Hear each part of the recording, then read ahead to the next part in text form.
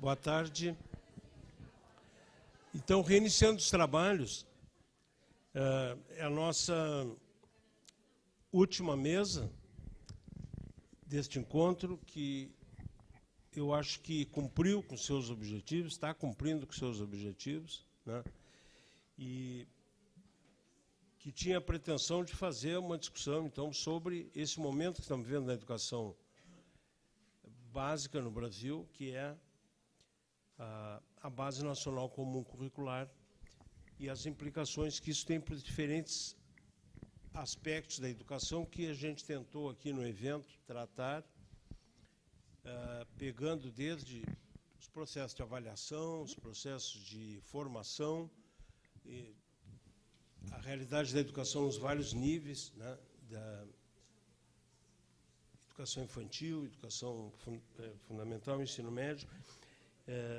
Não centramos nada no ensino superior, porque a base não trata disso, muito embora há muitas relações que poderiam ser estabelecidas. Discutimos outros aspectos, como conhecimento escolar e aspectos da diversidade, do neoconservadorismo, das redes e formas de governança.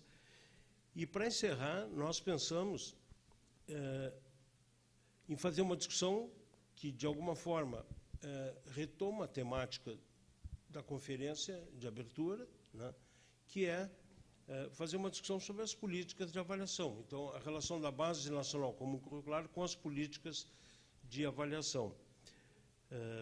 E, para isso, então, nós convidamos a professora Luciana Leandro da Silva, da Universidade Federal de Campina Grande, que está aqui à minha direita, é professora da Unidade Acadêmica de Educação da Universidade Federal de Campina Grande e membro do Laboratório de Estudos e Pesquisa em Políticas Educacionais. Possui licenciatura plena em Pedagogia pela Unicamp, Universidade Estadual de Campinas, mestrado em Educação pela Universidade de Granada, na Espanha, e doutorado em Educação pela Universidade Autônoma de Barcelona. Cursou pós-doutorado na Universidade Federal de Pelotas, junto ao nosso grupo de pesquisa, Gestão, Currículo e Políticas Educativas. Suas pesquisas, realizadas nos últimos anos, envolvem os seguintes temas: políticas de formação de professores, políticas de avaliação, reformas educativas, financiamento, internacionalização e transnacionalização educativa, educação comparada e pedagogia universitária. E aqui, no outro lado, à minha esquerda, a professora Andressa Aita Ivo, que é professora da Universidade Federal de Santa Maria.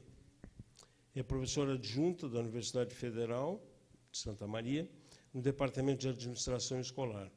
Possui graduação em Educação Física, licenciatura plena pela UFSM. É especialista em Gestão Educacional e especialista também em Educação Física Escolar. Mestre em Educação aqui pela Universidade Federal de Pelotas, doutor em Educação também pela Universidade Federal de Pelotas, com período de estágio doutoral sanduíche na Universidade de Laval, no Quebec, Canadá. As pesquisas que estão sendo realizadas, mais recentemente, abordam os temas de políticas educacionais, currículo, avaliações externas e trabalho docente.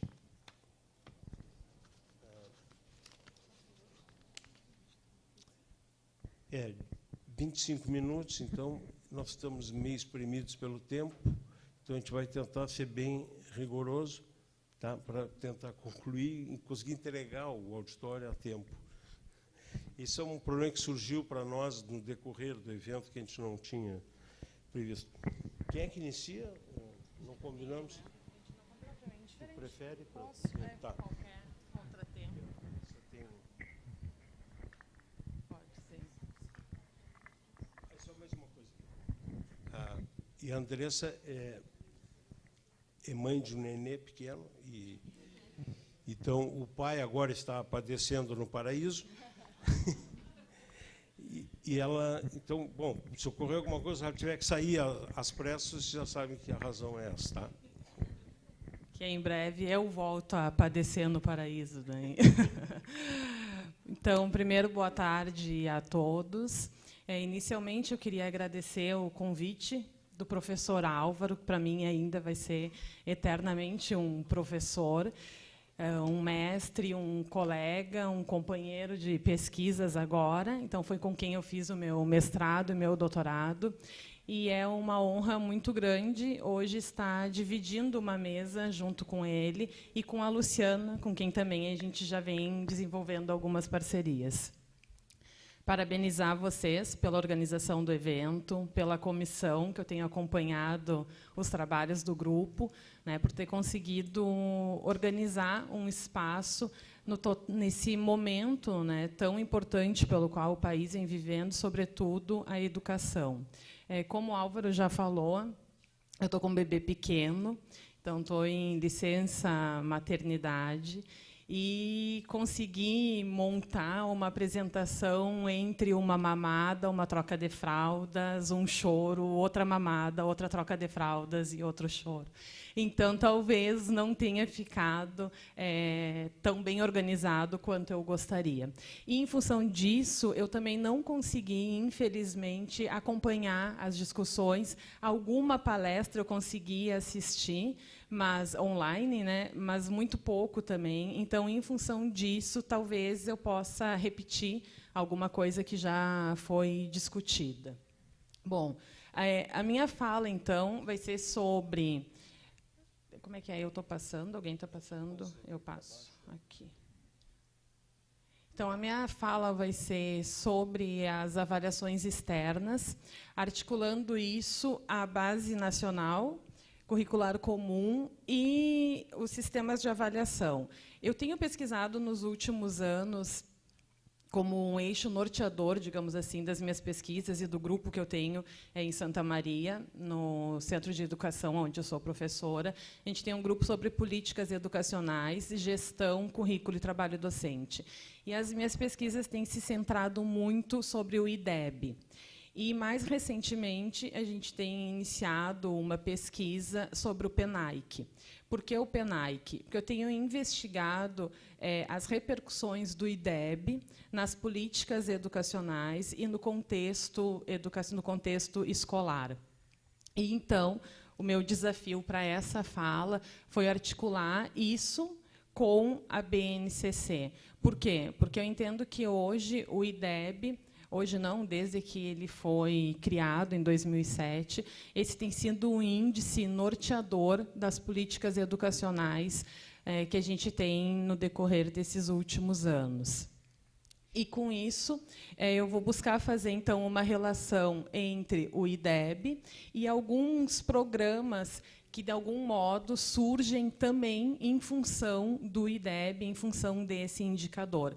E é então que a gente iniciou agora, faz um ano e pouco, uma pesquisa que é sobre, então, o PENAIC.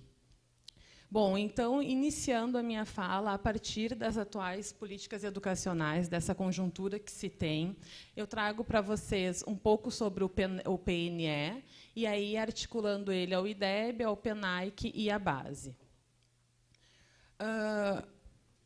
O IDEB ele vem norteando as políticas educacionais, e isso aparece de forma bem direta no Plano Nacional de Educação, em diferentes metas, em diferentes estratégias. Mas eu trouxe a meta 5, por ser uma meta que ela trata, então, de alfabetizar todas as crianças, no máximo, até o final do 3º ano do ensino fundamental.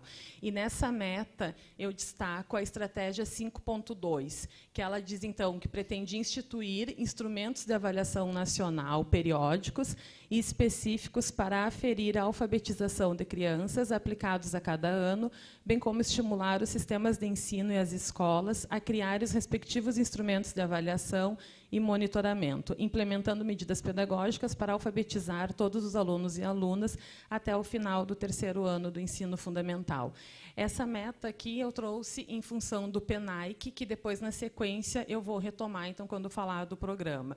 Mas é no sentido de já mostrar que é uma meta que ela faz referência aqui aos instrumentos de avaliação nacional, que a gente já tem, então, Prova Brasil, Provinha Brasil, ANA, em função do PENAIC, e aí que mostra, então, né, reforça essa ideia de se ter indicadores educacionais para estar medindo a qualidade da educação. E depois a meta 7, que é... o que eu fiz? Não sei se foi eu. Foi?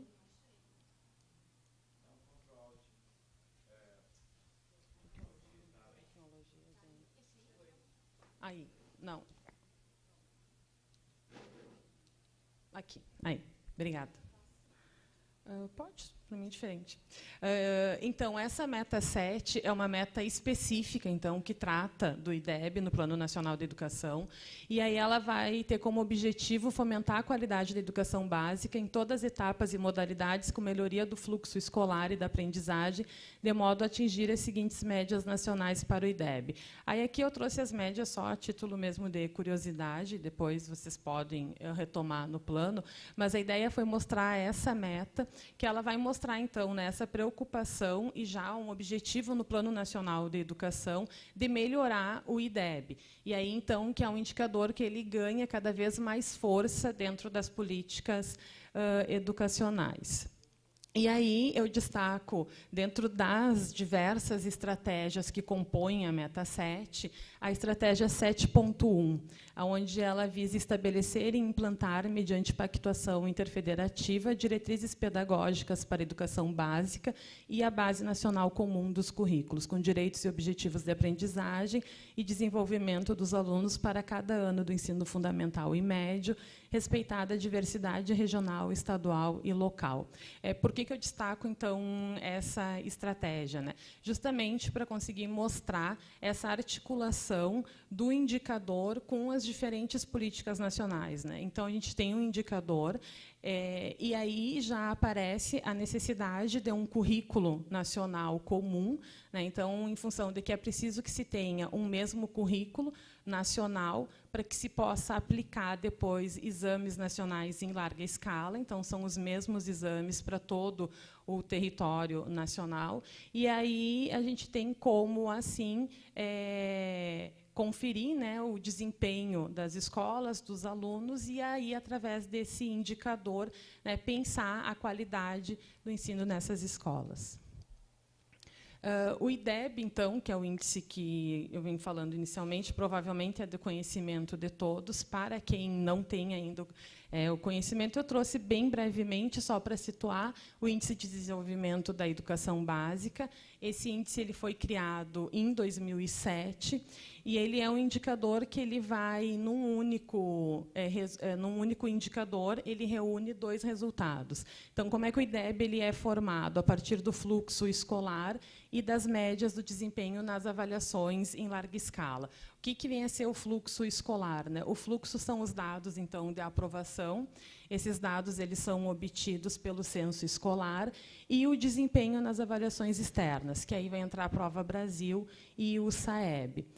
Quando o IDEB foi criado em 2007, ele teve como meta para que até 2021 todas as escolas, então, atingissem o patamar de 6.0, obter esse resultado, que ele corresponde, então, ao índice dos países da Organização para a Cooperação e Desenvolvimento Econômico. Então, eu consegui acompanhar um pouco da fala do Jarbas, que eu acho que foi ontem à tarde, né?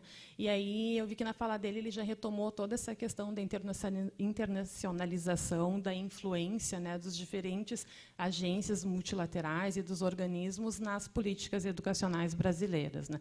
Então, aqui isso vai aparecer novamente. Né?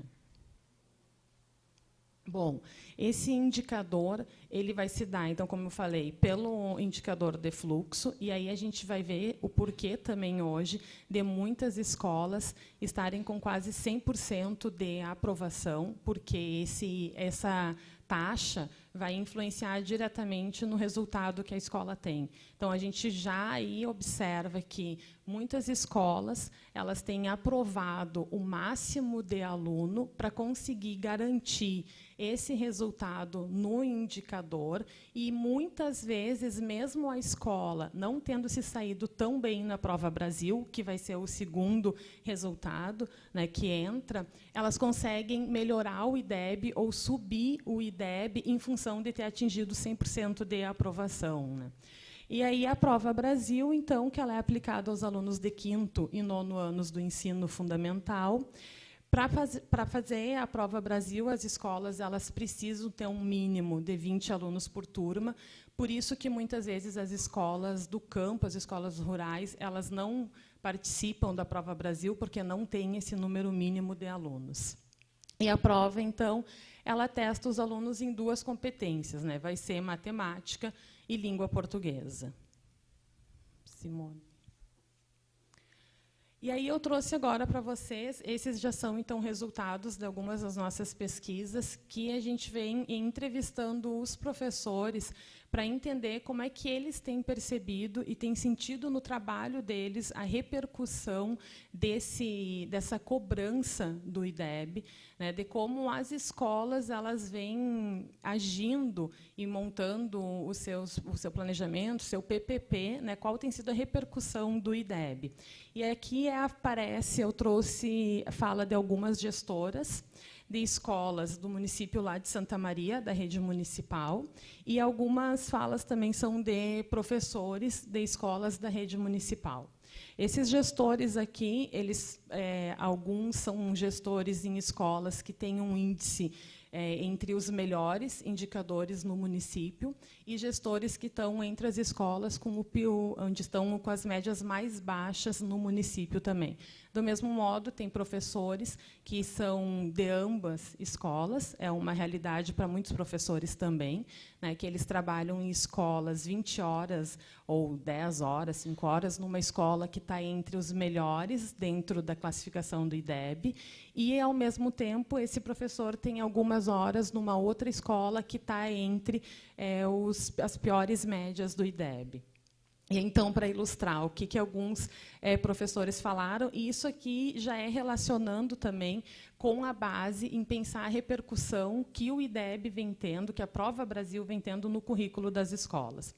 Então, uma gestora diz assim, o nosso plano de estudos, nós estamos pensando em adequar mais de acordo com a Prova Brasil, porque, às vezes, a gente não trabalha bem com aquele conteúdo que vai cair na Prova Brasil, e agora a gente vai começar a trabalhar com esses conteúdos desde a educação infantil.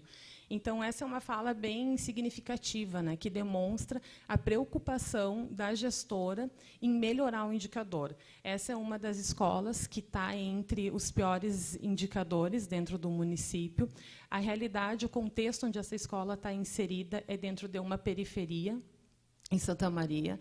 Os professores, já em alguns anos, chegaram para poder ministrar a aula, está com escolta militar, né, porque fica numa área de grande vulnerabilidade social, e era uma escola que nunca teve preocupação com o IDEB. Mas, no município, começou, a partir da secretaria, um movimento muito forte, um plano de ações muito forte para melhorar o IDEB do município. E aí, então, as gestoras dos professores começaram a ser cada vez mais pressionados para melhorar o indicador, e, inclusive, nas falas do prefeito, nesta gestão, quando a pesquisa foi desenvolvida, ele sempre usava como exemplos na mídia essas escolas, né, como a vergonha do município, né, as escolas com baixo IDEB que envergonhavam o município. E aí, então, isso vai aparecer, né, a preocupação da professora. Então, a gente vai ter que mudar o que a gente vem fazendo, já que a gente não está conseguindo boas médias para conseguir atingir. Depois, uma outra gestora diz, né, se reviu o plano de estudos de acordo com as habilidades do que a Prova Brasil vai cobrar lá no 5º ano. De certa forma, agora, as escolas estão reformulando seus currículos em função da Prova Brasil. Então, a gente vê diretamente essa repercussão do indicador no currículo. Depois, uma professora vai dizer, eu acho que tem uma pressão muito grande, queira ou não queira, por mais que eu não me importe, se a escola não for tão bem, mas acaba que o olhar se volta sempre para mim, para a professora do 5º ano. Então, é uma pressão muito grande, quem era professora, o que ela trabalhou. Então, é uma pressão muito grande. Eu tento não me deixar levar por isso, mas a cobrança vem. Então, mais uma vez, né, reforça essa ideia da responsabilização, de responsabilidade do professor se a escola se sair bem ou não na Prova Brasil.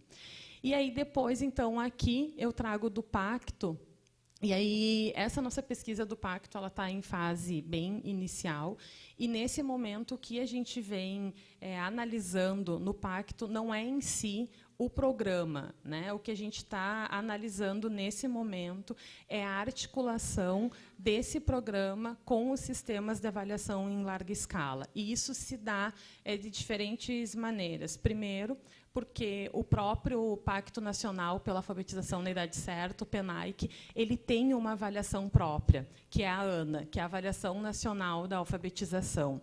Então, dentro do próprio programa, já se criou uma prova para conseguir medir a qualidade, né, do ensino a partir dos cursos de formação que os professores têm. Depois, os alunos eles já fazem uma avaliação. Então, primeiro, a gente já vê, né, mais uma avaliação dentro de um próprio programa.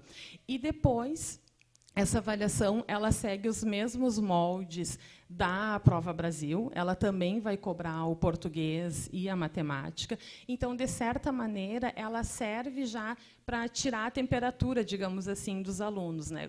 Como os alunos forem se saindo na ANA, já para como eles vão se sair e preparar esses alunos para a Prova Brasil. Então, o PNAEC ele surge também com essa justificativa, né? Ele surge já como um programa para melhorar o baixo desempenho brasileiro no PISA e dos baixos índices de alfabetização do IDEB. E aí, aqui eu trago brevemente o objetivo, então, que é de alfabetizar crianças até os 8 anos de idade, no final do 3º ciclo. E ele oferta, então, formação continuada aos professores alfabetizadores. Ele se dá em diferentes eixos de organização, formações continuadas, materiais didáticos, o eixo da gestão e mobilização social e o eixo da avaliação. E aí, depois, então, aqui eu trouxe a ANA, para quem ainda não conhece essa avaliação, ela vai se dar também, né, em língua portuguesa e matemática. De algum modo, né, pelo que a gente tem percebido nas primeiras entrevistas que a gente já está fazendo com alguns formadores e orientadores, né, a gente ainda vê muitas contradições entre o que os formadores, os orientadores pensam, né? Existem contradições, mas a gente observa que, de alguma maneira, o PNAEC ele acaba também reforçando a ideia de um sistema nacional de avaliações e ele acaba dando, novamente, fortalecendo, né, a importância desse indicador, porque, de algum modo, ele também orienta, né, o trabalho dos professores para que esses professores melhorem o IDEB das suas escolas. E aí, aqui eu trouxe algumas falas, então, das formadoras, com as quais a gente já fez algumas entrevistas, e aí falando, então, acerca da concepção que elas têm sobre a avaliação externa e articulando isso já ao PNAEC. Então, uma das formadoras disse, né, se tu não produz, tu não vale, sai do caminho. Tu tem que focar no quê? Resultados, números. Quem disse que só os números são essenciais? A gente é avaliado por números. Eu sonho que um dia não vai mais existir aquele símbolo de certo e nem de errado nas avaliações, porque não é assim que tu avalia. Tu tem que avaliar o processo e não o resultado final. O resultado final, se tu tratar como uma máquina, ele vai te produzir sempre a mesma coisa, só que tu está lidando com seres humanos e os resultados são diferenciados, e é isso que interessa na educação brasileira. Aí depois ela continua, né, que falando sobre as orientadoras de estudos, que elas são totalmente contrárias às avaliações, acham um absurdo no rumo que a educação estava tomando, porque não era isso o principal. As avaliações eram terríveis, desnecessárias, não existe uma lógica, existe um tempo para as coisas acontecerem e a gente quer o quê?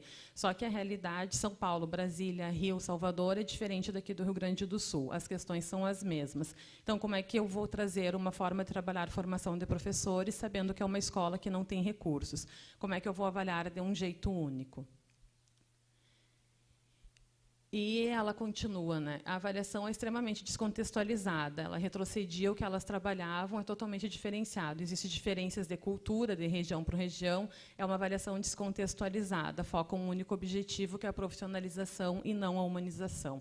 Então, nas falas dessa formadora, fica bem claro, né, a perspectiva que ela tem sobre as avaliações externas, né, que ela se põe contrária a isso, e aí ela traz, né, dentro dessa contradição dentro do próprio programa, né, que trabalha com a formação continuada dos professores, e esses professores eles já vêm, né, com toda essa obrigação de melhoria de resultados, e acaba que daí dentro da formação eles também têm que trabalhar de algum modo com que esses professores façam com que os seus alunos se saiam bem depois na ANA, né? Então tem essa contradição de tu pensar práticas pedagógicas inovadoras, pensar outras metodologias, mas ao mesmo tempo tu tem que colocar os alunos dentro daquela caixinha para que eles façam essas provas e se saiam bem.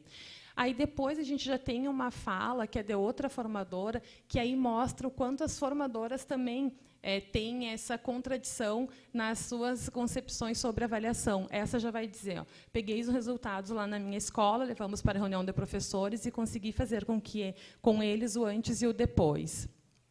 Uma coisa importante que as provinhas, no momento da formação, no momento em que eles entenderam o processo todo, ficou claro também para os professores quais as questões e quais as competências estavam sendo cobradas ali, que não é mais só trabalhar conteúdo estanque, que é trabalhar para desenvolver as habilidades e competências dos alunos. Então, essa fala fica bem claro a preocupação da professora em estarem trabalhando nas formações já com uma preocupação com o IDEB.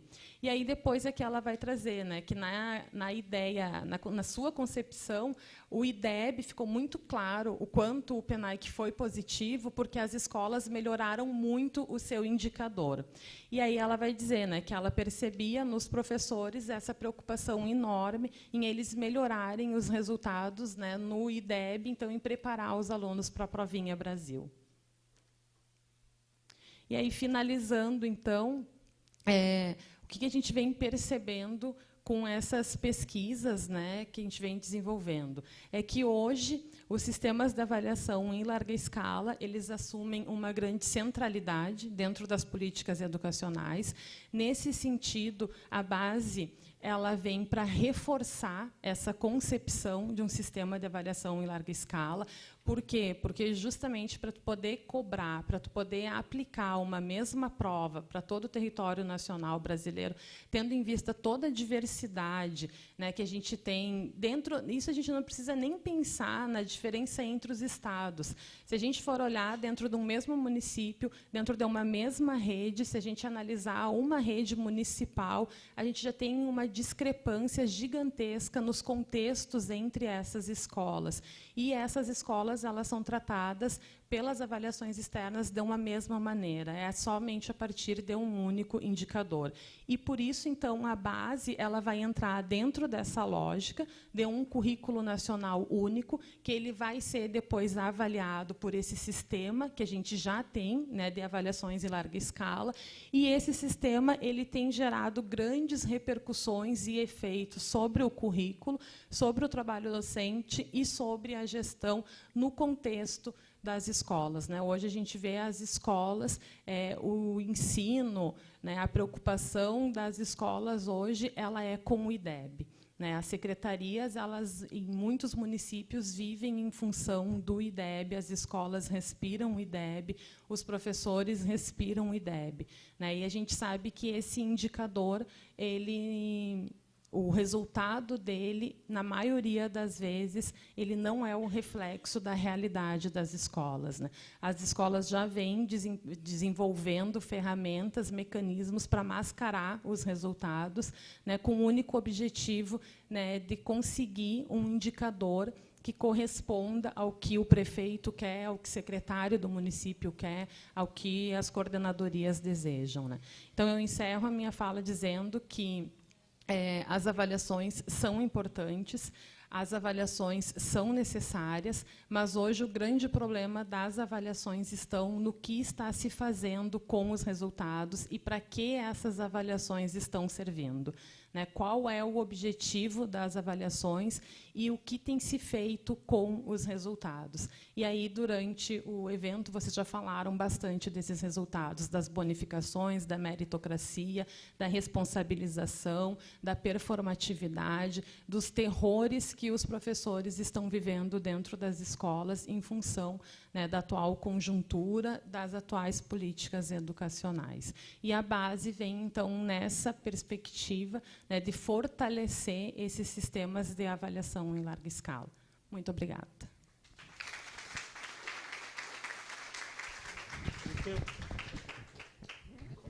Cumpriu o tempo, assim, arrisca. Agora, professor Luciano. Boa tarde. Bom, vou tentar fazer o mesmo, vou até colocar aqui. Queria agradecer também ao convite. Para mim é um prazer estar aqui novamente na UFPEL, e ao lado dessas grandes figuras, Álvaro e Andressa, que são referências também na minha pesquisa. Dizer que eu queria muito ressaltar a importância desse momento, né, tão delicado da nossa conjuntura política, e que esse encontro em si mesmo, né, essa proposta que o Álvaro trouxe de reflexão conjunta, né, da gente estar aqui pessoalmente debatendo, discutindo, com o suporte das tecnologias, mas não tendo elas como centrais no processo, mas apenas como suporte, como elas devem realmente ser, né, no processo educacional, que a educação ela se faz em relação, se faz olho no olho, né, ela se faz de forma dialógica, de forma direta, né. Então, eu acho que é importante ressaltar isso, né, do quanto a gente está exercendo aqui um ato de resistência a tudo que está colocado, né, na conjuntura atual, né, de estar aqui hoje discutindo isso, que é um tema extremamente relevante para a gente pensar a educação atual, né, o que tem sido, né, nos últimos anos e o que vai ser daqui para frente. Eu queria retomar algumas reflexões que a gente tem feito também, acho que desde da primeira palestra, né, com a professora Alejandra, ela apresentou aí o Sistema Educacional Chile, né, o SINCE, mostrando aí como é que essa tendência vem ocorrendo, para além, né, não é só no Brasil, mas na conjuntura global. Os testes estandarizados têm aberto um grande mercado, né, um mercado da avaliação, a partir da produção de dados e evidências, né, para poder subsidiar as tomadas de decisões acerca da educação. E a gente viu ontem também em várias falas e agora com a Andressa, que é um espelho, trata-se de um espelho que não reflete o que ocorre nas escolas, né. Os guias curriculares, também foi falado muitas vezes, elas não existem, né, de ontem. É uma questão que vem sendo debatida há muito mais tempo, né. E essa política também de controle, né, de tentativa de controle, de persuasão, de imposição do medo, né, se impuseram nos últimos anos como formas de governo, né. A BNCC ela vem rodeada, então, de um debate de uma série de distorções, eu diria, né, porque, em vários momentos, a ideia de uma base nacional comum era na ideia de pensar alguns conteúdos mínimos para a formação de professores, como a professora bem colocou, né, como a proposta da ANFOP era no início, e foi sendo distorcida ao longo dos anos, foi sendo reduzida a isso que a gente tem hoje, né, a uma espécie de esquizofrenia do sistema, a uma redução e uma restrição daquilo que é oferecido aos estudantes, que cada vez mais são das classes populares, né. Então, tem um objetivo bem claro isso, né. À medida em que você democratiza a educação, há um processo deliberado de retirada, de empoderamento, né, daquelas pessoas que são das camadas mais populares, porque isso pode ser um risco para o sistema como um todo, né. A gente também viu que nas próprias diretrizes, na própria resolução que aprova a BNCC, está muito claro que as matrizes de referência das avaliações elas vão ter que se adequar, estar alinhadas, né? A palavra da vez é alinhamento.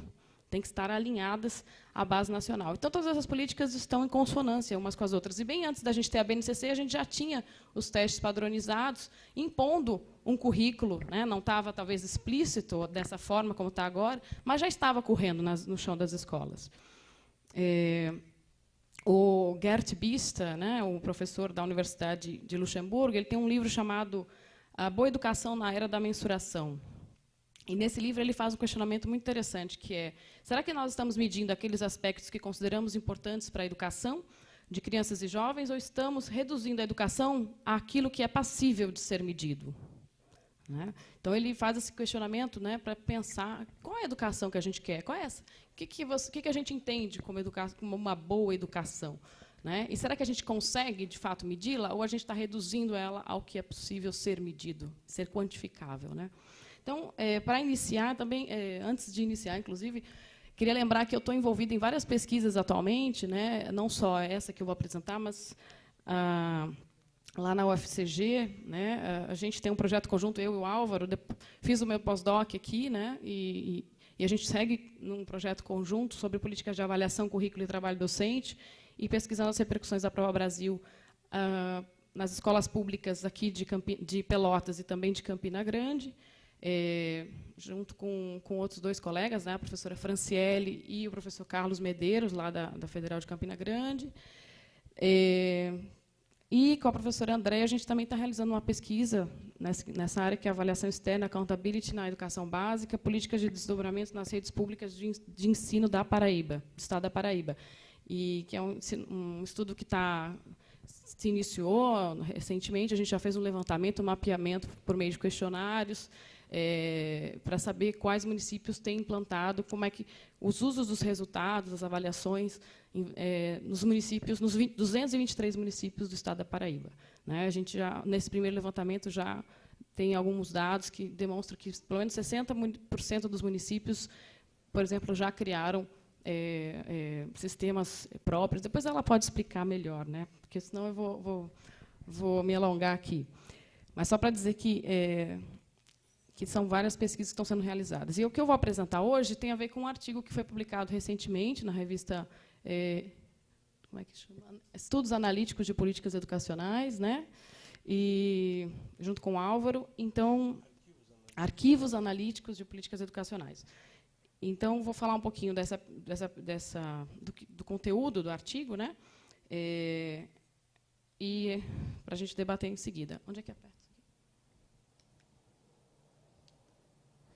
Bom, então, para iniciar, eu queria propor algumas reflexões. Né? Primeiro, que as políticas de avaliação elas precisam ser analisadas e compreendidas a partir de uma análise mais ampla acerca das mudanças no setor produtivo e na economia, com o entendimento de que as políticas educacionais elas são um elemento estratégico no processo de reforma do Estado. Elas não são apenas repercussões, mas elas fazem parte do processo de reformulação do papel do Estado, não só na educação, mas em todos os âmbitos da sociedade.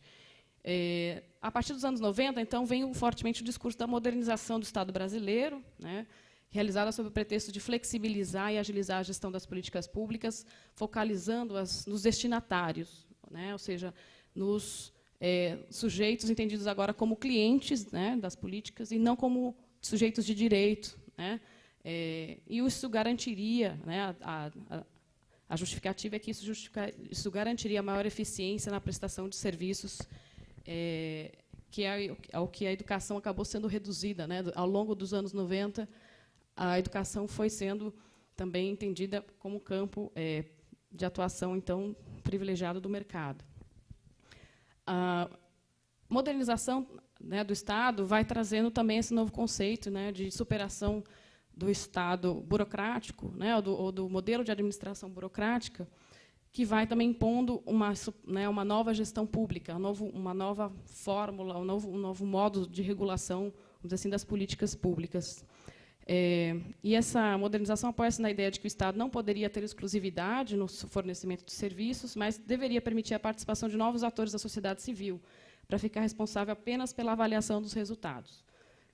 A nova gestão pública, né, ela, ao mesmo tempo em que alimenta o discurso da flexibilização, descentralização e transparência da gestão, induz a novas estratégias de controle e regulação, baseadas na produção de dados estatísticos e evidências, na comparação numérica e no controle a posteriori, pautado no racionalismo, no neotecnicismo e na meritocracia. Então, ela é nova no nome, mas ela retoma alguns preceitos que a gente já conhece há muito mais tempo, né? Com base, inclusive, nos pressupostos positivistas. Né?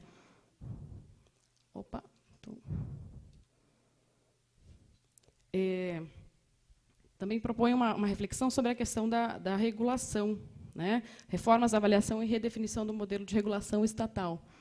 O termo regulação ele é polissêmico e adquire diferentes significados e manifestações a depender dos sujeitos, contextos e interesses em jogo. No debate acerca da administração do Estado da educação, né, eu trago uma referência do Barroso, né, a referência à regulação aparece como resultado de um certo efeito de moda, ou de ornamento linguístico, com o fim de reforçar a imagem de um Estado menos prescritivo e regulamentador de uma nova administração pública, que substitui um controle direto e a priori sobre os processos por um controle remoto e a posteriori, baseado nos resultados. Então, nessa visão, a gente vê claramente, né, que a regulação ela vem né, pressupondo o processo de desregulamentação das políticas, né? Então, no processo de desregulamentação e flexibilização que vai ocorrendo, é necessário que o Estado se coloque em uma outra posição, né, que é o de regulador. Ele não vai regulamentar, ou seja, estabelecer a priori as condições, baseada, né, em todo um contrato, né, prescritivo de leis e documentos que vão regular como as coisas vão acontecer a priori. Não, isso vai acabar ficando para um momento posterior. Vai se privilegiar esse controle posterior, que eu acho que está muito claro, por exemplo, como a BNCC mesma vai sendo elaborada e como os documentos, muitas vezes, né, vão sendo divulgados antes mesmo de ter qualquer ordenamento, qualquer legislação ou documento legal que indique, né, como é que esse processo vai ocorrer. Então, a regulação, né, ela está muito ligada a essa questão, né? Ela supõe um outro estatuto de intervenção do Estado da condução das políticas públicas e, enquanto regulamentação, ela provém do modelo burocrático, né, racional burocrático, que vai sendo deixado de lado, né, e que estaria centrado no controle dos procedimentos, né.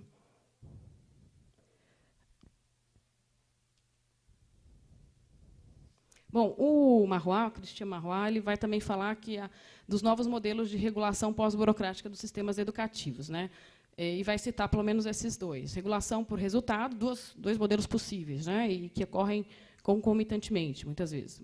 Regulação por resultado, que se fundamenta no aumento da legitimidade da avaliação sobre os sistemas educacionais, no qual importa mais a valorização dos resultados e a busca de eficácia e o controle e o exercício do controle pela via da responsabilização, e a regulação por quasi-mercado, caracterizada por privilegiar a atuação de operadores privados sobre a regulação sobre a educação por meio do crescente incentivo do Estado à oferta privada dos serviços educacionais nos sistemas de ensino. Então, dessa forma, né, a gente percebe então que a avaliação adquire uma centralidade política e se contrapõe à regulação de matriz burocrático-profissional, né, em que a racionalidade instrumental prescritiva enfatiza meios necessários para atingir as finalidades. Ao mesmo tempo, é possível perceber maior atuação das empresas privadas na educação, e, em muitos casos, como decorrência da imposição de uma suposta necessidade de melhorar os resultados. Trago também aí uma citação do Saviani, né, quando ele fala... redefine-se, portanto, o papel tanto do Estado como das escolas. Estamos, pois, diante de um tecnicismo. O controle decisivo desloca-se do processo para os resultados. É pela avaliação dos resultados que se buscará garantir a eficiência e a produtividade. E a avaliação converte-se no papel principal a ser exercido pelo Estado, seja mediatamente, pela criação das agências reguladoras, ou seja, diretamente, como vem ocorrendo no caso da educação. Também queria destacar, né, nessas reflexões iniciais, a questão da agenda do empresariado como política de Estado. A agenda do empresariado tomou caráter de política de Estado, mostrando quanto os reformadores empresariais estão interessados em controlar o processo pedagógico nas escolas, especialmente no atual momento da economia. E aí eu trago aquela citação, né, que eu acho que é bem emblemática, na qual se evidencia essa contradição em ter que qualificar um pouco mais e, ao mesmo tempo, manter o controle ideológico da escola, diferenciando desempenhos, mas garantindo acesso ao conhecimento básico para a formação do trabalhador, hoje esperado na porta das empresas. Bom, e aí queria falar um pouquinho, então, um pouco desse histórico, dessa breve trajetória. Acho que a Andressa já falou bem do IDEB, mas aí eu queria só trazer os antecedentes, vamos dizer assim, antes da gente ter o IDEB, né? Dentro dos anos 80, no final dos anos 80, já foi criado um protótipo, né, de um sistema de avaliação por recomendação ou por indução do Banco Mundial, né, que queria ter um retorno com relação aos empréstimos que eram feitos ao Brasil, né, então as políticas focalizadas que eles realizavam, né, então eles precisavam de saber se aquilo estava tendo repercussão, né, estava tendo resultado. Então o Brasil começa então a sinalizar então para a criação de um sistema, o chamado Sistema de Avaliação da Educação Pública, né, no final da década de 80, o SAEP. Esse sistema vai sendo aprimorado ao longo dos anos, até chegar a uma sistematização mais elaborada que vai então originar o SAEB, o Sistema de Avaliação da Educação Básica, em 1995. O SAEB, dentro do SAEB, que é toda a educação básica, né, logo após, em 95, 98, é criado o Enem, não é isso? 97, 98, também é criado o Exame Nacional de Cursos, que era o antigo Provão, né? Antes da gente ter o ENAD, era o Provão. Então, esse sistema de avaliação externa vai se ampliando e vai, para além da educação básica, também vai chegar à educação superior. E, em 2005, vai ocorrer a reordenação do SAEB, uma ampliação também do seu escopo, né, da sua aplicação, que vai então originar a Prova Brasil, né? É nessa reordenação que surge a Prova Brasil e, logo em seguida, o IDEB, em 2007. Né? E é importante destacar que antes a avaliação era apenas amostral, ela não era aplicada a todas as escolas e passa a ser censitária. Agora, todas as escolas passam a ser avaliadas. Então, para quem não conhece, mas, né, só para ter uma ideia, todos os níveis e etapas basicamente já estão contemplados. Eu só assim aponto, né, as principais avaliações ao longo de todas as etapas da educação básica e também superior. Vou passar rápido, porque já... Bom, eu não vou falar do IDEB, porque a Andressa já falou, né, mas o IDEB criado, lógico, precisava da Prova Brasil para criar o índice, precisava de uma avaliação que abrangesse todas as escolas, para, então, poder fazer esse indicador, realmente, para que esse indicador fosse possível. E eu vou falar um pouco da pesquisa que foi realizada. Então, o objetivo da pesquisa foi analisar as repercussões da Prova Brasil no currículo e no trabalho docente, no contexto das escolas municipais de Campina Grande e Pelotas. Ai, meu Deus, estou voltando. E só para exemplificar, né, assim, as localizações, municípios bem diferentes, né, regiões muito diferentes, com tamanhos diferentes, histórico, né, não tem nenhuma comparação, mas o interessante era entender como é que o mesmo instrumento, a mesma avaliação tinha efeitos, né, nos municípios tão distintos. Então, a metodologia é de caráter qualitativo, né, e se baseou na análise bibliográfica documental e na pesquisa de campo realizada em 8 escolas municipais, tanto em Pelotas como em Campina Grande, e com base em observações e entrevistas. Nesse quadrinho, eu sintetizo aí os principais resultados, né?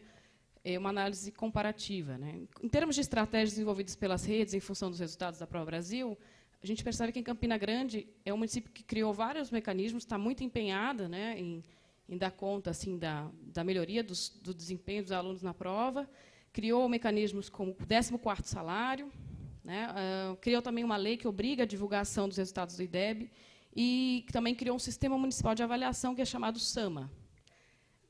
Em Pelotas, né, no início da pesquisa, a gente não percebia uma ação tão enfática da Secretaria Municipal induzindo, né, não tinha 14º, pelo menos até o momento que eu realizei, né, e também não tinha uma ação tão efetiva nesse sentido. Mas, em 2017, a gente percebeu que houve a criação de um grupo de trabalho, né, juntos pelo IDEB, que começou a sinalizar para uma preocupação maior da gestão municipal para o alcance dos resultados.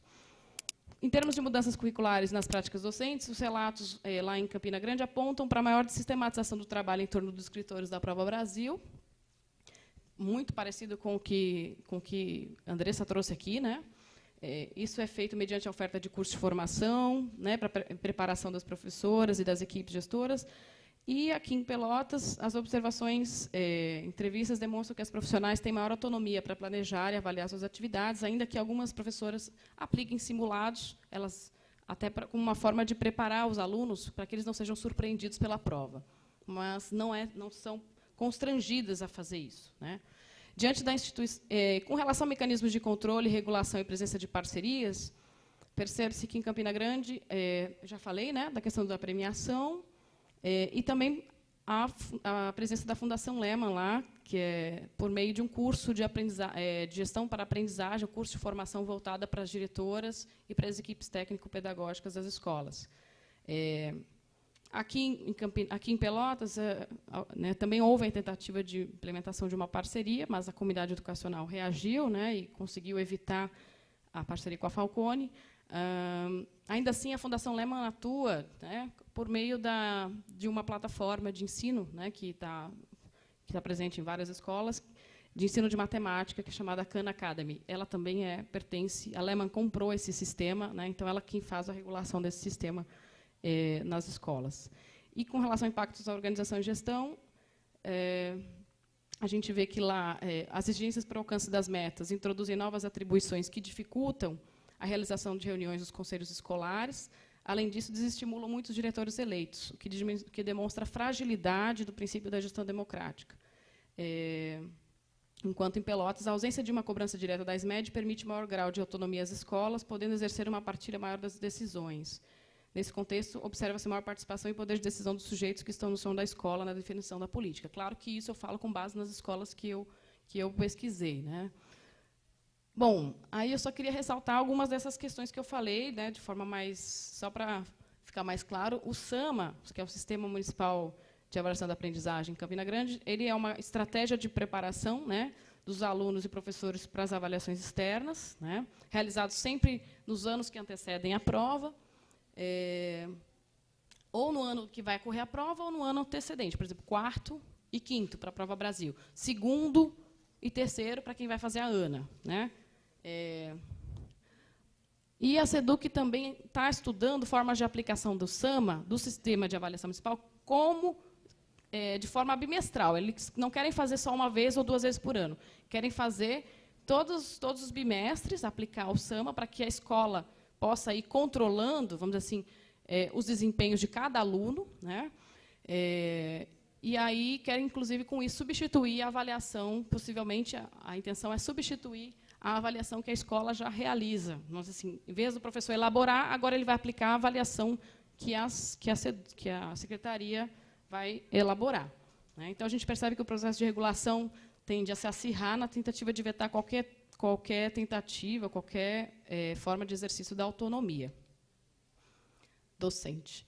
Com relação a parcerias e premiações, a gente teve, então, essa tentativa em 2011 aqui.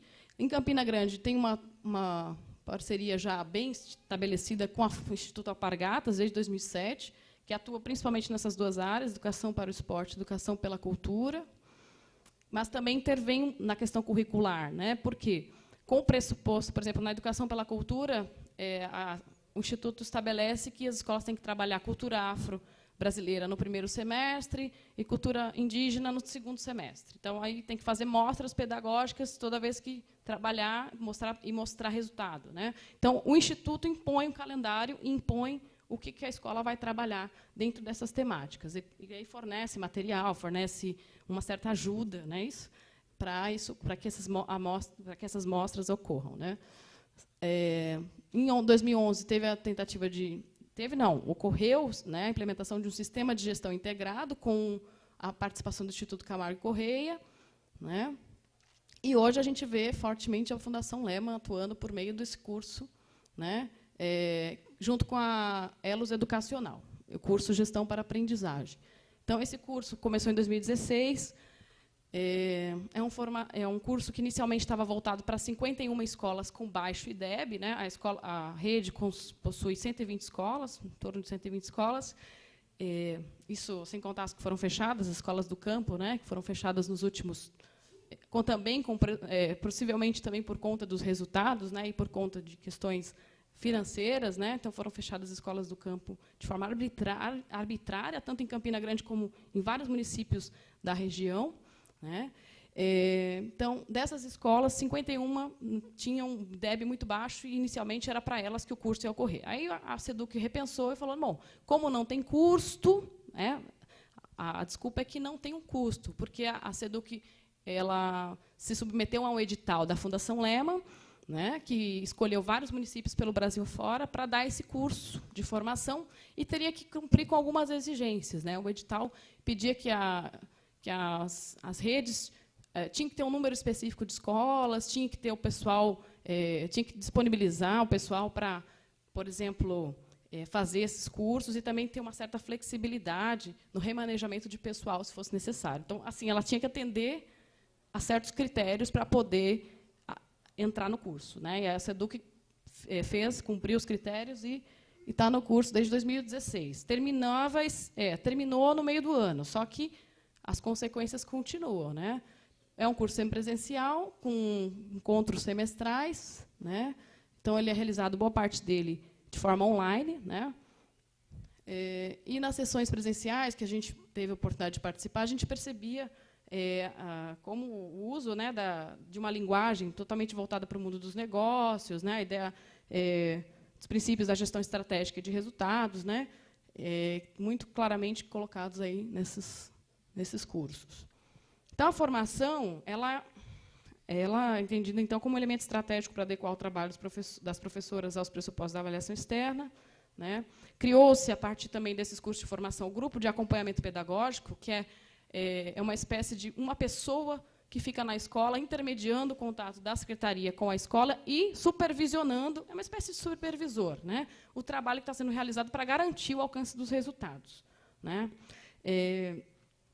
É interessante que uma das falas da formadora da Lehman, né, inclusive a Cleusa Repolho também foi uma das palestrantes da Lehman que esteve lá, nesses cursos, né, que ela está no mundo, né, no Brasil todo, dando curso.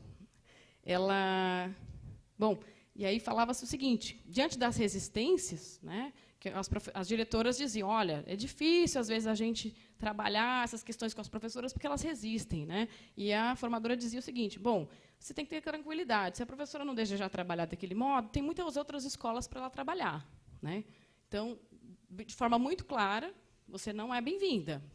Ou você concorda, ou você vai para outro lugar, né? Então, supõe uma fragilização, né, uma desprofissionalização mesmo, né? No caso, romper com o princípio da estabilidade profissional, né? E conformação total à política, né? Então, observa-se concretamente que esse modelo de gestão gerencial, tão propagado e incentivado nas diferentes redes públicas, preza por mecanismos de precarização, fragilização da situação laboral. E aí eu já vou fechando, né? Vou para as considerações finais, que estou sendo constrangida aqui pelo tempo, controle do tempo. Então, só para fechar mesmo, né? Então, a gente percebe que a gestão democrática é a que mais fica debilitada, né, diante desse processo. É óbvio, não dá para você conciliar gerencialismo e gestão democrática, são coisas totalmente opostas, né? Então, a gente percebe que, mesmo tendo eleições de diretores lá e aqui, né, mas lá isso percebe de forma mais clara que há uma tendência de expulsão daqueles que não se adequam, né? Então, vários diretores eleitos pediram, por exemplo, demissão, né? Mesmo porque não aguentaram a pressão da SEDUC. Então, só os que estavam mais alinhados à política que conseguem permanecer. O GAP, os conselhos de classe e plantão pedagógico, né, são as tecnologias ou as inovações que o conselho de classe, até na educação infantil, para vocês terem uma ideia, né? As professoras de educação infantil estão revoltadas, porque elas têm que fazer conselho de classe para analisar o desempenho de cada criança. Então, também a gente vai percebendo o quanto isso vai repercutindo na educação infantil, né? Então, percebe-se também que a gestão democrática confunde-se com o aumento da vigilância, né? Se pressupõe também em algumas atividades desses cursos de formação a observação da atividade docente. Então, o diretor tem que entrar em sala de aula e observar se o professor está cumprindo o programa. Então, impõe essa lógica do controle interno à escola. E, para fechar mesmo, só para a gente pensar, né, que todos esses elementos que foram discutidos ao longo do tempo, né, que envolvem a gestão, a avaliação e o currículo, né, esses elementos que envolvem a reforma do Estado, né, a nova gestão pública, a regulação pública e a lógica privada, né, o financiamento condicionado, porque a gente sabe que, no fundo, por que o IDEB é tão importante? Porque a Prova Brasil tomou tanta importância? Por conta dos recursos financeiros que estão condicionados ao alcance das metas, né, via o plano de ações articuladas, né. A avaliação e o currículo são políticas todas articuladas para exercer maior controle, né, e inviabilizar a autonomia docente. Então, tem repercussões graves, né, sobre a autonomia, sobre o profissionalismo, e tentando inviabilizar também que os professores desenvolvam, né, um espírito crítico, reflexivo, e tenham autonomia, tenham a autoria do seu trabalho, né. Então, basicamente, é isso, algumas considerações, né, e a gente pode discutir mais também durante o debate. Obrigada.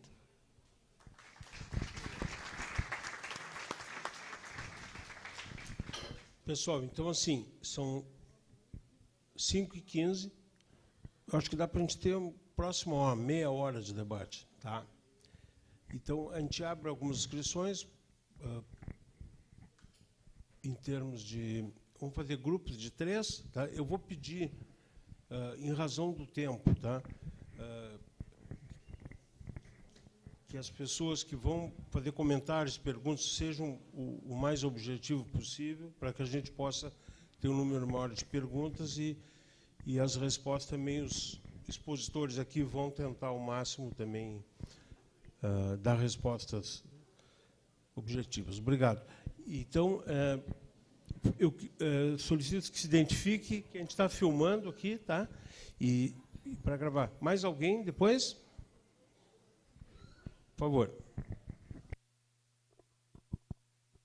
Bom, meu nome é Luciane, eu sou professora efetiva da rede municipal e da rede estadual. Na verdade, meu questionamento tinha ficado em relação às falas anteriores, então peço desculpa porque, enfim, não deu tempo mesmo naquele outro horário, mas talvez a gente possa responder. No fundo, até não é tão um questionamento, mas uma discussão, talvez, que a gente possa fazer, né? Eu sou da área das ciências biológicas e, na rede municipal, eu trabalho na coordenação da área das ciências biológicas, né? Que, na verdade, é da área das ciências da natureza, na nossa escola. E, em relação à formação inicial e formação continuada, nós fizemos várias discussões, né, em relação a base. A gente tem um grupo que está tentando discutir também a base para o ensino médio, tentando já, acho que foi tu que participou um dia lá conosco na reunião, né?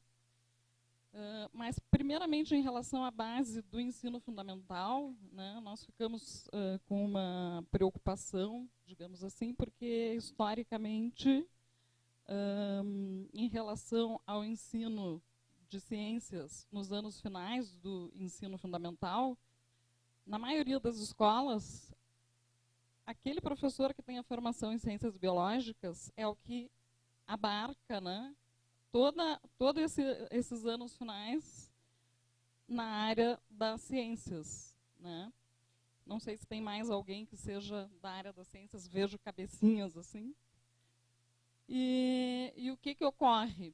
A gente tem, né, na formação hoje, no programa, digamos assim, hoje, né, o 9º ano, que concentra iniciação à química e física. E com a nova base, que alguém falou antes, uma das 3 professoras que falou, né, a base não é programa, mas ela deixa implícito aqueles pontos, né, dentro do programa, e o que nós tínhamos antes, que era a química e a física no 9º ano, se pulveriza dentro da base, da nova base, desde o 6º ano até o 9º ano. E ainda colocando mais conteúdos, digamos assim, né, relativos também à parte da geografia, geologia, né.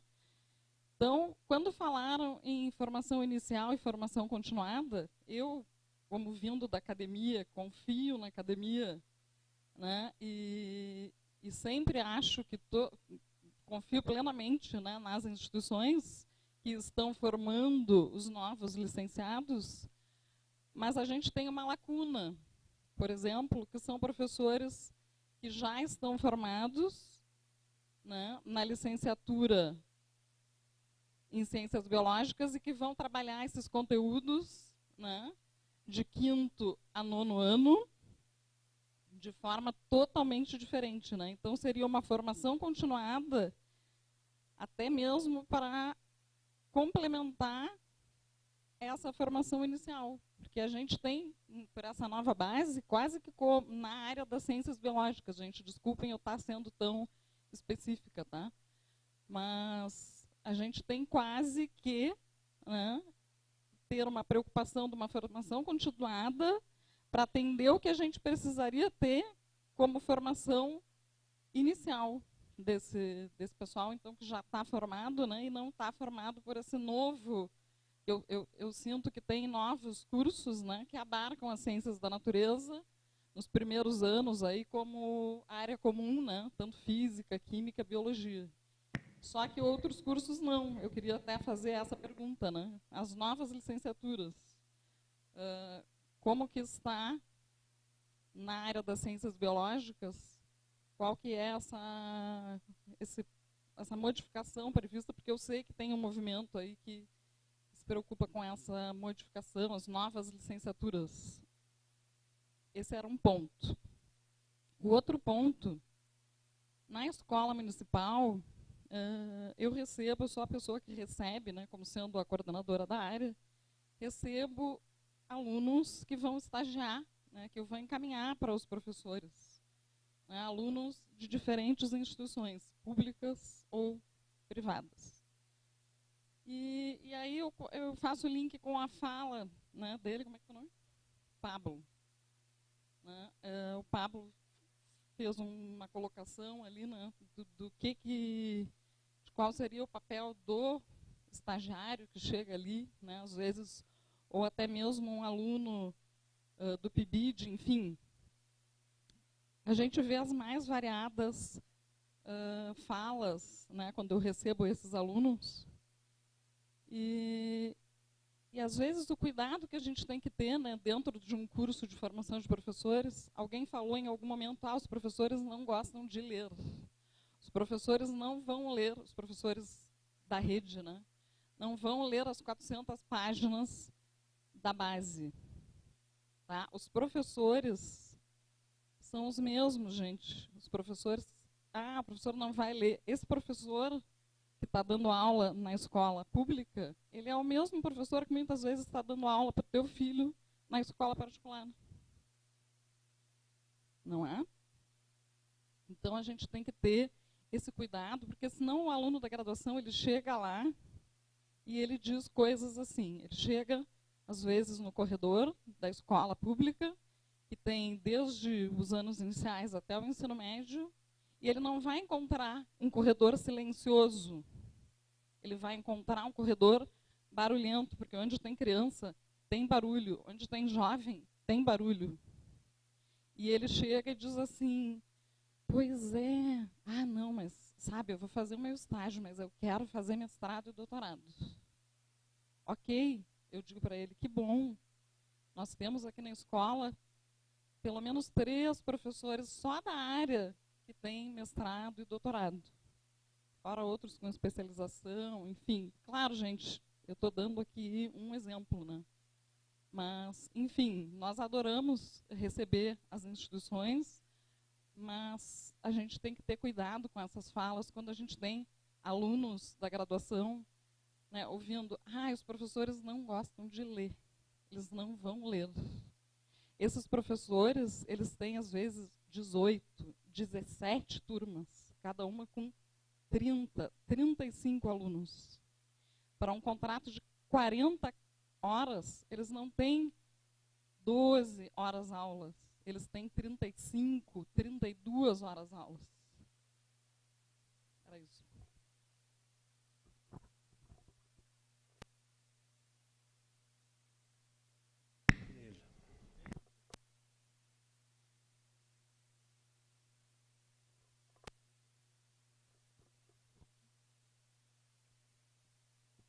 tarde a todos e a todas. Meu nome é Leila. De todas as mesas que eu acompanhei, eu entendo que as mesas acenam para o futuro. E com o trabalho de vocês, é um olhar sobre o que já vem acontecendo, principalmente que a minha dúvida é das ênfases de algumas áreas de conhecimento diante de outras.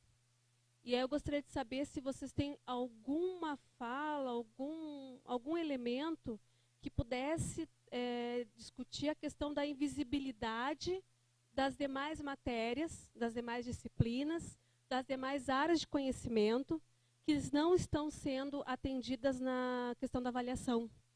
Por que eu digo isso? Como eu disse, as outras mesas eu tive esse cenário de futuro.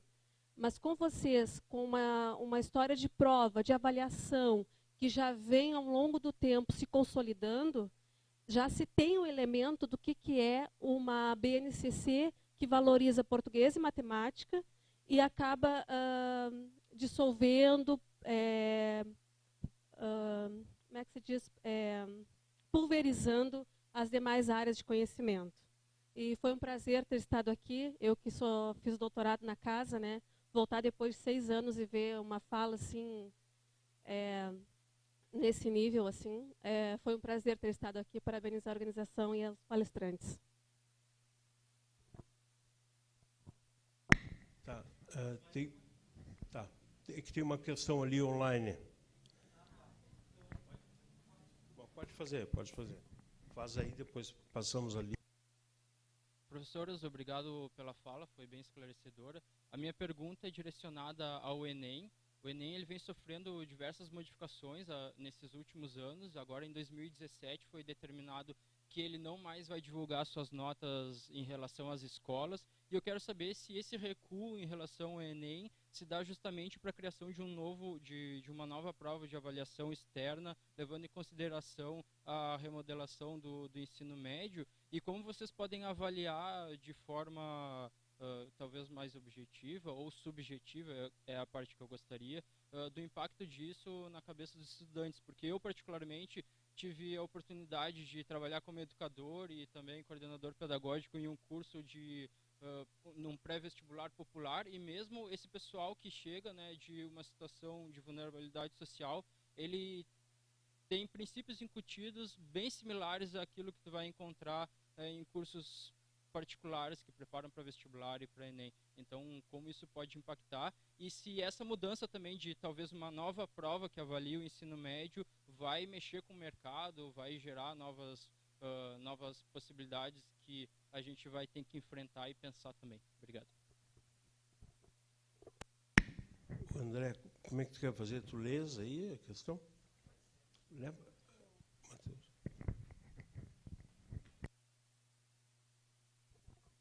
É uma questão do Eliezer Martins, então ele direciona a ti, professor Álvaro.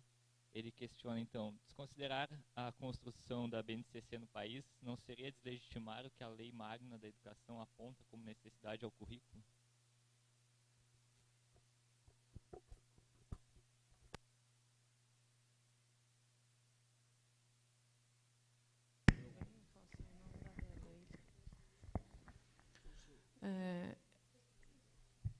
Bom, eu primeiro agradecer, então, as perguntas. Eu acho que elas... talvez cada um possa falar um pouco sobre as perguntas em função do tempo nosso, né? Eu acredito que a gente tenha 1 minuto e meio para cada um falar. Então, eu vou ser bem sucinta. Eu vou mais na questão da Leila, que é onde eu me sinto mais à vontade para estar falando. O ensino médio não é um dos níveis com os quais eu trabalho, né, porque eu venho pesquisando a Prova Brasil, mas voltada para o ensino fundamental. Na Leila, prazer te reencontrar, tudo bem? Então, Leila, o que eu percebo assim é que, claro, que as avaliações elas são bem direcionadas para o português e a matemática.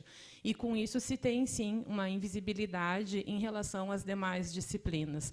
Agora, eu acho que o cuidado que a gente tem que ter, e que, por vezes, eu percebo em algumas bancas, em algumas dissertações, inclusive, é a ideia de que a inclusão dessas disciplinas em sistemas de avaliação fariam com que as disciplinas ganhassem maior visibilidade. E esse é um grande risco, né? Porque a ideia nossa é justamente o contrário, né? Não é entendendo que exista uma avaliação para todas as disciplinas que elas vão ganhar um espaço, né? E é justamente de que não se deve fortalecer esses indicadores e essas avaliações.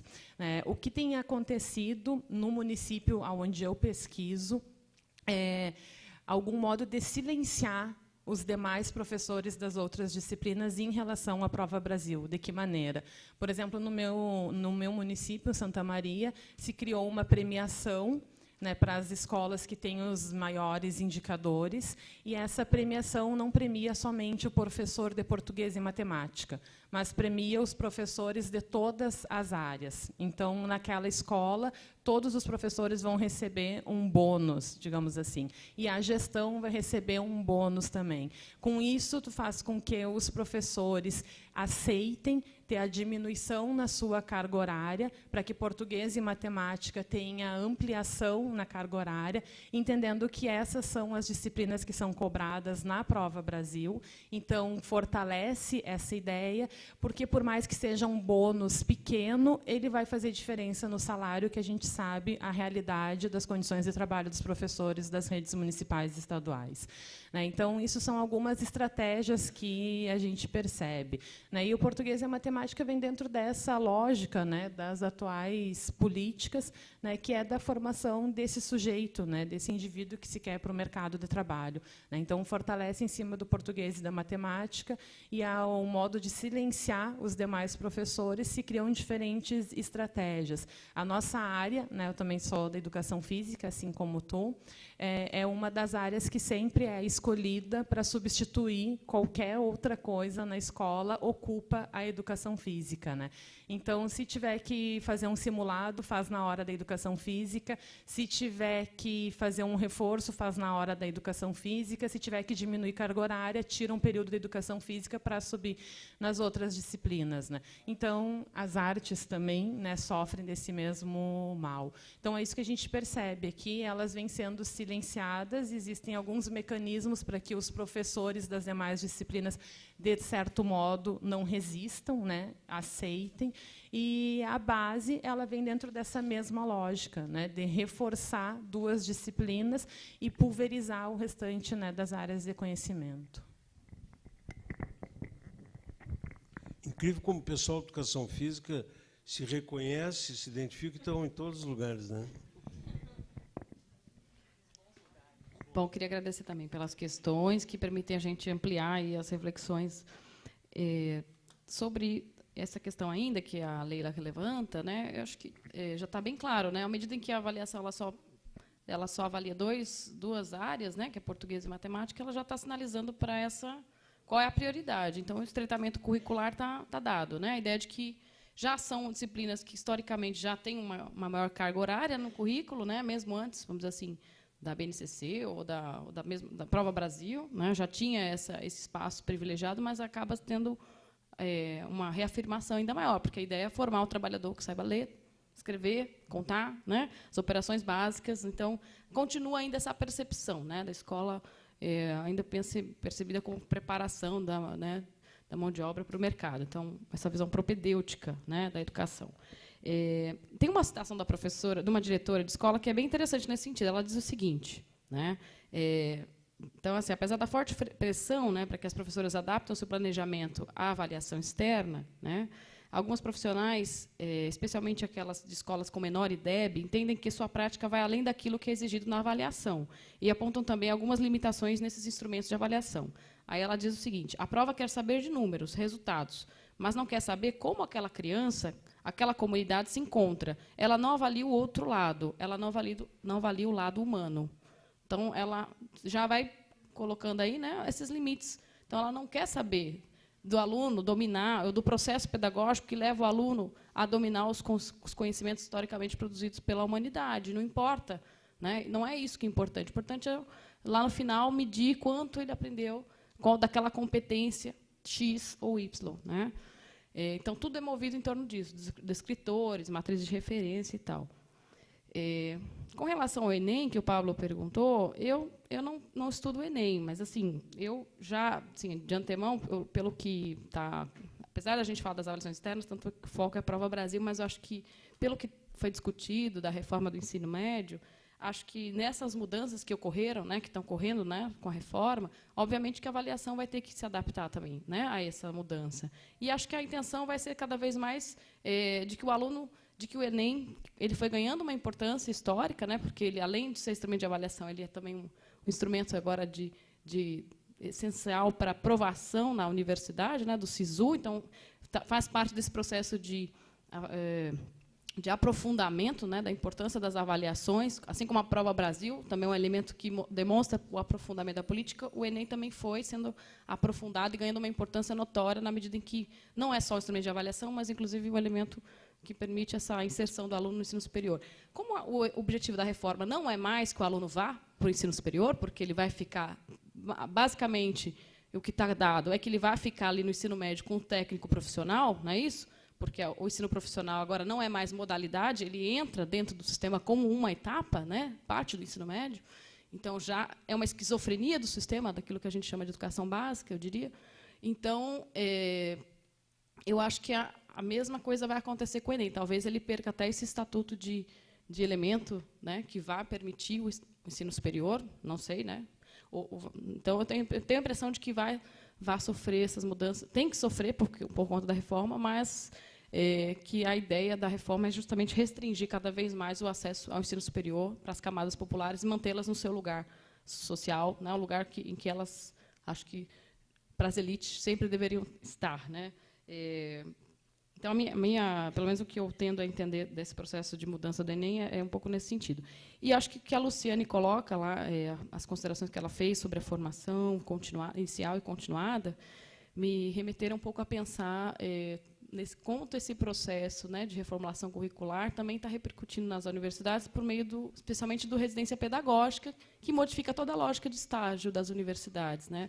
Eu acho que o estágio é um elemento central da formação, a gente tem que repensar um pouco essa relação, e o PIBID, eu acho que permitiu um aprimoramento dessa relação, de certa forma, né, relação universidade-escola, mas a gente não tem mais o PIBID como era antes. Não, o PIBID perdeu espaço para a implementação do residência pedagógica, que já vem todo dentro dessa lógica da implementação da base, então, nas escolas, e também de um certo esvaziamento da formação docente, né? Porque o aluno já é chamado a atuar, a assumir tarefas na escola como se já tivesse se formado. Né? Então, assim, é um problema muito sério. Né?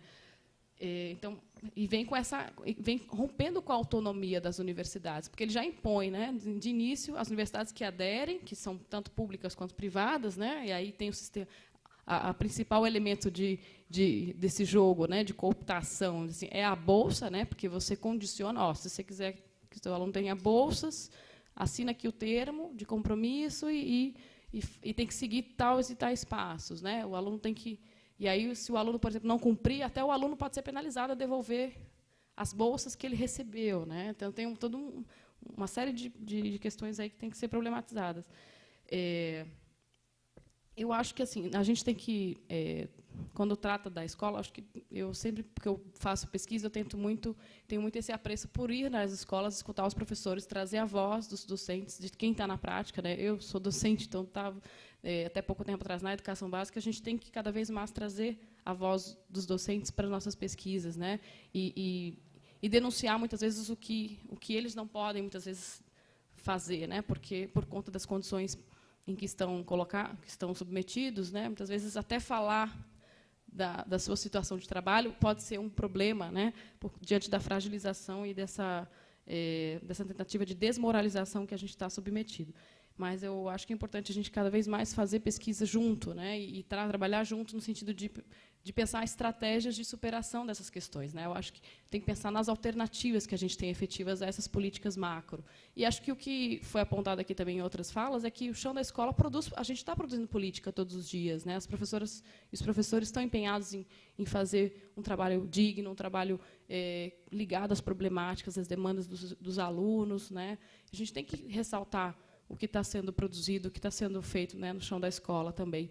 E tem iniciativas interessantes pensando na avaliação externa, mas numa lógica mais ligada à questão das escolas, né? Eu acho que o LOED tem feito um trabalho interessante, que é o grupo de pesquisa lá da Unicamp, ressaltando a ideia da avaliação institucional participativa, né, como um elemento central para a escola refletir sobre o que eu faço, né, que eu considero de qualidade para a comunidade, para os alunos que eu estou lidando todos os dias, mas que não é medido pelos exames externos, pelos testes estandarizados, né, para as escolas valorizarem outros elementos que vão além das provas, além dos testes, né, para mostrar o quanto o trabalho que elas fazem cotidianamente é relevante para a comunidade, para a sociedade que está ali no entorno, né. Então, ela traz essa perspectiva da avaliação para além, né, dos testes, para além da medição, né, de medidas de disciplinas ou de coeficientes, de competências tais. Então, traz essa dimensão de que o que a escola produz de interessante, o que os sujeitos lá, que são historicamente são sujeitos reflexivos, sujeitos históricos, estão trabalhando, estão fazendo no seu cotidiano para transformar isso, né? Então, a gente tem que ressaltar isso. O papel da escola é fundamental para a transformação da sociedade. A gente não pode, em nenhum momento, admitir esses discursos que desprezam o lugar da escola, né? A gente está entendendo que isso está atentando diretamente contra um direito historicamente conquistado e, né, jogando para o âmbito do privado, para a família, né, como o homeschooling, todas essas tendências aí que vêm tentando destruir a escola pública. E, bom, para finalizar, estava até no slide, né? Eu acho que assim, esse projeto de BNCC, de fato, não atende, né, a essa visão de base nacional, essa visão de avaliação que é feita fora da escola, alheia à escola, que não considera toda a dinâmica e toda a lógica que está ali implicada, né, que envolve os sujeitos que estão ali presentes cotidianamente, elas têm que ser assim, tomar um lugar secundário na vida da gente, e a gente tem que privilegiar o trabalho que de fato a gente realiza cotidianamente, né? Eu acho que isso tem que ser colocado em relevância. Então, eu diria, né, além do BNCC não, né, o ele não, né, porque a gente é contra tudo o que esse né, sujeito está propondo e está colocando para a educação, né, que é justamente diminuindo o lugar da escola, diminuindo o lugar da escola pública, principalmente, né, na vida dos sujeitos, né, para desempoderar mesmo, né, para retirar o poder das camadas populares de transformar as suas próprias vidas. Então, é isso. Obrigada. Bom, eu só vou comentar, então, eu queria agradecer os comentários e as perguntas e dizer que, bom, sobre a questão do Enem, eu vou comentar duas, do Enem e do Eliezer, não sei. Eu tenho uma tese, eu acho que o Enem, quando ele começa a identificar as escolas e servir como IDEB para a identificação das escolas, o que começou a acontecer? As escolas particulares, que estão no top do ranking, regra geral, elas estão falsificando resultados. Por quê? Isso foi denunciado no Estadão e em outros jornais. Elas criam 2 CNPJ. Né? Um, onde elas põem só os alunos bons que elas querem que responda e faça a prova, e o IDEB e a nota do Enem vai alta para a escola, e elas têm o outro CNPJ da mesma escola, onde tem uma média. Mesmo assim, o que tem acontecido nos últimos desempenhos? As escolas de ensino médio que têm saído melhor nos resultados são os institutos federais, ou escolas, algumas até escolas militares estaduais, mas são escolas públicas, né? E aí começam argumentos de, mas os IFES são escolas diferenciadas. Não sei, são as escolas públicas que nós queríamos para todos, né? Então, eu acho que essa talvez é uma hipótese, uma suposição de que talvez as escolas, não há muito interesse mais na divulgação disso como ranking, porque está fazendo mal, inclusive, para as escolas particulares que precisam dessa divulgação para se colocar para cima, né? Não sei, mas talvez seja isso um pouco. E a questão que foi feita do Eliezer é o seguinte: nós estamos não vou falar da Constituição, que é de 88, então, portanto, nós teríamos 10, 20, 30 anos, né, de Constituição, e que estava previsto essa exigência, entre aspas, de um currículo nacional, e até hoje não foi feito. Então, quer dizer, vivemos 30 anos razoavelmente bem, né, sem a base comum nacional. Então, não, é uma questão legal relativa. E, na verdade, a LDB, que é de 96, portanto, de 22 anos atrás, ela previu uma política curricular nacional. Tá? O que é isso? Isso é muita coisa. Não é necessariamente uma base nacional. Nós tivemos parâmetros, tivemos as diretrizes, e parece que as coisas estavam operando, né?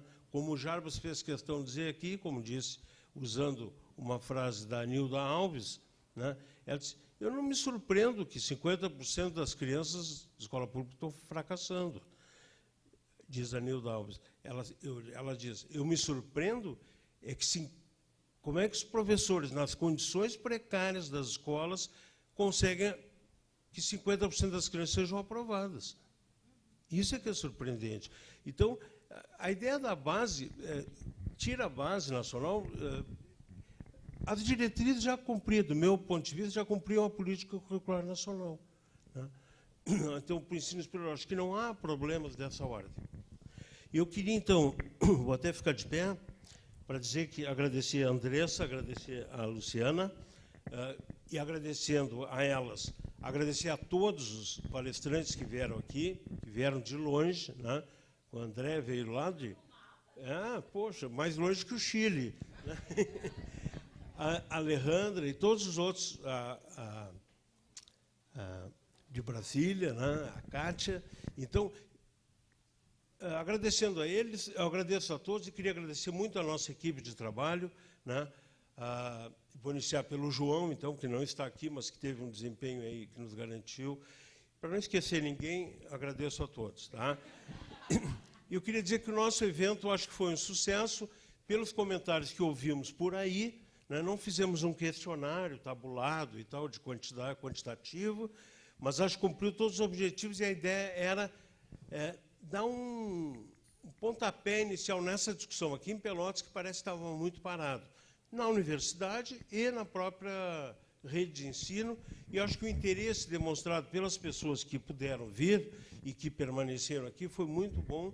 Então, bom, já vamos começar a preparar um segundo para o ano que vem, para ver como é que fica, e esperamos que a educação esteja um pouco melhor, né? Então, é isso, gente, até domingo, não se enfraqueçam, né? E vamos tentar fazer o melhor possível. Um grande abraço. Tchau para todos.